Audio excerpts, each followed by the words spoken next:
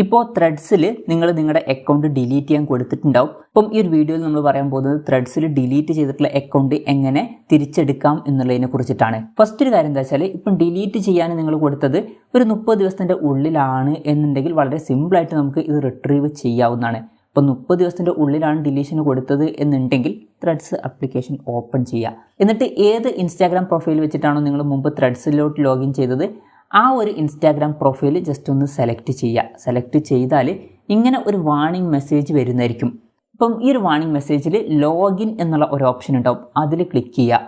അതിൽ ക്ലിക്ക് ചെയ്യുകയാണെന്നുണ്ടെങ്കിൽ നിങ്ങളുടെ ത്രെഡ്സിൻ്റെ പ്രൊഫൈൽ ഓപ്പൺ ആവുന്നതായിരിക്കും. ഇപ്പോൾ ഡിലീഷന് കൊടുത്തിട്ടുള്ള പ്രൊഫൈലായിരുന്നു, അത് നമുക്ക് തിരിച്ച് കിട്ടുന്നതായിരിക്കും. പക്ഷേ പ്രത്യേകം ശ്രദ്ധിക്കേണ്ട ഒരു കാര്യം എന്താ വെച്ചാൽ 30 ദിവസത്തിൻ്റെ ഉള്ളിൽ മാത്രമാണ് ഈ ഒരു കാര്യം നമുക്ക് ചെയ്തെടുക്കാൻ കഴിയുള്ളൂ. 30 ദിവസം കഴിഞ്ഞാൽ പെർമനൻ്റ് ആയിട്ട് ഡിലീറ്റ് ആയി പോകുന്നതായിരിക്കും. പിന്നെ കിട്ടുമോ എന്ന് ചോദിച്ചാൽ ചിലപ്പം കിട്ടിയേക്കാം. അതിന് ചെയ്യാൻ പറ്റിയിട്ടുള്ള ഒരു കാര്യം എന്താ വെച്ചാൽ, നിങ്ങൾക്ക് വേണമെന്നുണ്ടെങ്കിൽ ഇവർക്കൊരു മെയിൽ അയച്ചു കൊടുക്കാവുന്നതാണ്. support@threads.com എന്നുള്ള മെയിലിലോട്ട് ജസ്റ്റ് ഒന്ന് മെയിൽ അയച്ചു നോക്കുക. അപ്പം ഡിലീറ്റ് ചെയ്തിട്ടുണ്ട്, എങ്ങനെയെങ്കിലും റിട്രീവ് ചെയ്ത് തരണം എന്ന് പറഞ്ഞിട്ട് അവർക്കൊരു മെയിൽ അയച്ചു നോക്കുക. ചിലപ്പം അവർ അതിനെ ഹെൽപ്പ് ചെയ്തേക്കാം. അപ്പം അങ്ങനെ ചെറിയൊരു ചാൻസ് ഉണ്ട് തിരിച്ച് കിട്ടാൻ, ഇപ്പോൾ 30 ദിവസം കഴിഞ്ഞിട്ടുണ്ടെങ്കിൽ.